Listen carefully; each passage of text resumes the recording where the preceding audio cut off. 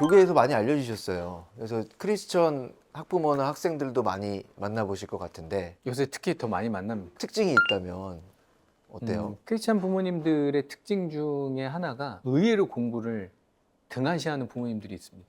나는 세상의 학부모랑은 좀 달라. 나는 신앙적으로 교육하는 게 중요해. 우르도 치우치면 안 되고 자루도 치우치면 안 되는데 네. 공부는 뭐 좀 이렇게 좀 네가 알아서 하고 어. 나는 신앙적으로 이렇게 뭐 이런 것만 강조하는 분들이 있는데 실력이 있어야 되거든요. 교회 강연 같은 데 가면 강조하는 것 중에 하나가 다음 세대에게 영성과 실력을 둘 다 길러줘야지 실력이 없는 영성은 못 버틴다고 그래. 실력이 없으면 세상에서 인정받지 못하고 세상에서 영향력을 발휘하지 못하는데 그 영성이 온전히 쓸 수 없다. 언젠가는 또 영성도 약해진다. 크리스천 학부모님들이 많이 하시는 말씀이 신앙만 올바로 서 있으면 네. 나머지 부분들은 이제 하나님이 네. 알아서 채워주시고 또 만들어주실 거다. 그거는 예. 마치 그 내일이 시험인데 공부는 열심히 안 하고 주여 내일 시험 대박. 잘 보게 해주세요라고 예. 기도하는 거랑 저는 똑같다고 보거든요. 크리스찬에게 성공이란 인간의 최선과 하나님의 축복이 만나는 지점에 저는 성공이 있다고 봅니다.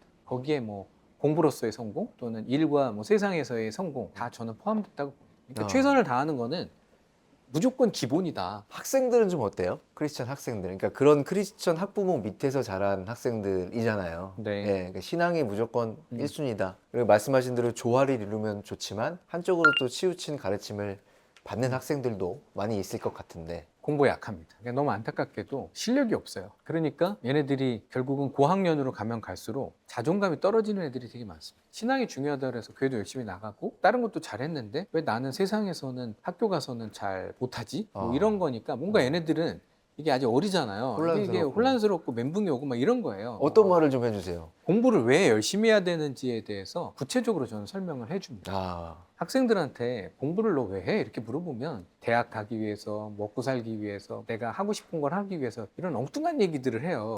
공부의 목적이 뭔지를 잘 모르는 거죠. 챗GPT에게 전 세계의 수많은 사람들이 질문을 가장 많이 한 10가지를 뽑았을 때 그 10가지 어떤 질문이 들어있냐면 방금 이제 제가 질문하는 인간의 인생의 목적은 뭔가? 우리는 인생을 왜 사나? 우리는 왜 태어났나? 이 질문이 10가지 안에 들어있다는 거예요. 우리 왜 태어났냐면 하나님이 창조하셨으니까 우린 태어난 거거든요. 그럼 하나님이 창조를 왜 하셨죠? 하나님이 창조하신 목적은 성경에 나와 있는 것처럼 하나님이 영광 받으시기 위해서 인간을 창조하셨단 말이에요. 제가 학생들한테 명확하게 심어주고자 하는 거는 네가 태어난 이유는 엄마 아빠가 그냥 낳았으니까 태어난 게 아니라 넌 하나님께 영광 돌리기 위해서 태어난 거야. 그러면 공부는 왜 해? 그럼 이제 그때부터 대부분 이제 말귀를 알아듣는 애들은 대답을 합니다. 하나님께 영광 돌리기 위해서 공부를 하죠. 그럼 대학은 왜 가? 하나님께 영광 돌리기 위해서 대학을 가죠. 그러면 직장은 왜 갔고 취직장관 왜 가고 애는 왜 낳고 애는 왜 키우고 너 운동은 왜 하고 게임은 왜 하고 잠은 왜 자고 밥은 왜 먹어? 이렇게 물어보면 그 다음부터 이제 정답들이 나와요. 하나님께 영광 돌리기 위해서 하는 거죠. 성경에 보면 무엇을 먹고 마시든지 하나님의 영광을 위해서 하라고 했잖아요. 예. 공부를 하는 게 제가 이제 얘기하는 거는 너 하나님께 영광 돌리기 위해서 공부를 하는 거야. 하나님은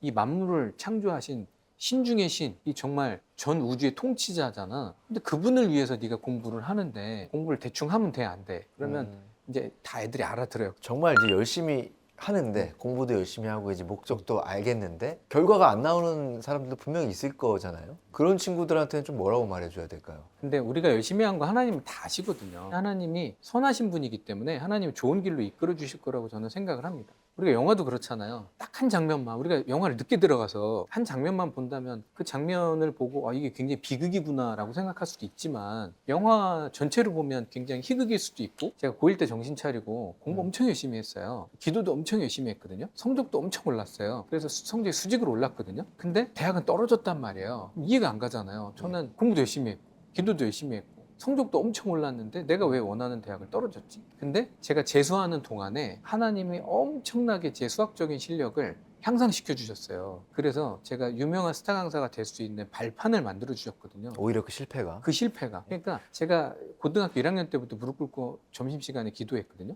제가 미션 스쿨 나와서 기도실이 있어가지고. 근데 그렇게 무릎 꿇고 기도할 때 하나님은 대학을 붙여야 되겠다고 생각하신 게 아니고 제 차길령을 대학에 떨어뜨려야 되겠다. 그래서 더 크게, 더 큰 걸 주고 더 큰 사람으로 내가 써야 되겠다라고 하나님은 결정하셨다는 거를 제가 알았을까요? 몰랐을까요? 몰랐겠죠. 당연히 몰랐죠. 예. 그거는 몇십 년이 지나서 제가 깨달은 거지 그 순간에 알 수가 있는 게 아니거든요. 그러니까 항상 선하신 하나님을 믿고 그분을 신뢰하고 그리고 늘 감사를 받는다면 반드시 하나님은 더 큰 걸 주실 거고 더 큰 걸 주실 거기 때문에 항상 저는 감사로 받는 게 되게 중요하다고 생각합니다. 권사님들이 자녀들이 주일에 교회 가는 시간 아껴서 학원 보내고 그런 이야기 듣거나 직접 보셨을 때 수도 없이 많이 받죠. 어떤 생각 드세요? 저렇게 바보 같을 수 있나? 아, 그거 뭐 학원 뭐 한두 시간 더 간다고 공부를 잘하는 게 아닌데, 네, 그거는 정말 전략적인 미스다. 이렇게 생각을 합니다. 제가 강연할 때 가장 많이 인용하는 성경 구절이 요한복음 15장 5절이거든요. 이게 이제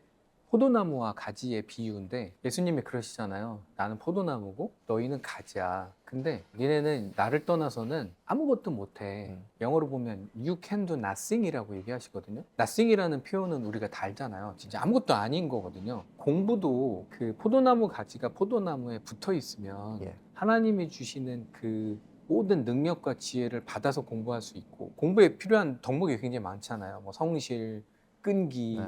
인내 뭐 여러 가지 덕목이 있는데 또 위로도 주시고 그런 거를 하나님이 주시기 때문에 예수님이 쉬지 말고 기도하라고 하는 거는 원래 기도가 포도나무 가지가 포도나무에 붙는 과정을 우리는 기도라고 하거든요. 이게 결국은 공부 잘하는 비법, 인생에서 내가 뭐 일을 하든 뭘 하든 성과를 내는 가장 이 비결이 요한복음 15장 5절이라고 생각합니다. 학생들이 지금 바쁘잖아요. 학원들도 많이 다니고 또 뭐 핸드폰도 막 하게 되고 하는데 회복해야 될 거는 어쨌든 하나님께 붙어 있으면서 오늘 우선순위를 좀 정립하는 부분인 것 같은데 어디서부터 조금 시작을 할 수 있을까요? 지금 되게 굉장히 좋은 말씀을 해주신 게 우선순위가 되게 중요하고 최소한 해야 되는 게 되게 중요한데 우선순위를 하나님하고 교제하는 게 1번인 거죠. 노는 거 다 놀고 나중에 이제 하는 게 아니라 먼저 하나님하고 교제하는 게 하루의 일과 중에서 가장 중요한 핵심이라는 거죠. 내 인생의 우선순위 1번은 하나님이랑 교제하는 시간을 확보하는 거다. 나머지는 자유. 이 영상을 보는 친구들이 네. 오늘부터 좀 적용할 수 있는 좀 구체적인 방법을 좀 알려주시면 좋을 것 같아요. 저는 3시간 공부하는 것보다 2시간 반 공부하고 30분을 하나님하고 교제하는 데 시간을 쓰는 게 훨씬 더 결과가 좋을 거라고 생각을 하거든요. 제가 참 우리가 하루에 핸드폰 3시간, 4시간 하는 거는 시간 안 아까워하면서 네. 하나님한테 30분 투자하는 걸 아까워하는 사람들이 있는데 맞죠. 어른들도 그게 이제 미련한 거죠. 아직 깨닫지 못한 거죠. 근데 대표님 고1 때는 핸드폰이 없으셨잖아요. 그때 이제 주로 만화책을 많이 봤죠. 오락실 가서 예, 게임을 예. 하거나 뭐 그런 시절인데 이거를 깨닫기만 한다면 저는 하나님한테 시간 투자하는 건 절대 손해보는 장사가 아니라고 생각하거든요. 그러니까 하나님은 하나님한테 찾아온 사람들을 결코 빈손으로 돌려보내시지 않는 분이세요. 항상 뭐라도 줘서 보내신단 말이에요. 이게 위로든 용기든 지혜든 능력이든 우리가 어디 유명한데 사람 만나러 가고 막 식사 자리에 가면 갈 때 선물도 하나 이렇게 주는 것처럼 하나님은 꼭 선물을 주시니까 하나님한테 시간 투자하는 거를 아까워하지 말아라. 하나님한테 시간 투자하는 거는 무조건 남는 장사다라고 생각하면 됩니다. 30분 했을 때 변화된 학생들이 있느냐 이렇게 또 궁금해하실 분들이 있으실 것 같아요. 가장 쉽게는 공부에 열정이 생깁니다. 가장 중요한 거를 저는 공부에 대한 열정, 마음이라고 생각하거든요. 그 마음이 생겨야 뭔가 뭐 수업을 듣더라도 뭔가 효과가 있지. 근데 그런 열정과 마음은 하나님만 주실 수 있는 거거든요. 그래서 엄마들한테도 기도 수첩에다가 일단 공부에 대한 열망을 우리 애한테 달라고 기도하라고 제가 말씀을 드리고 하나님한테 그 열망을 받기만 하면 정말 변해요. 공부하지 말라 해도 합니다. 세상과 기독교가 교차하는 시선 박세현의 크로스뷰.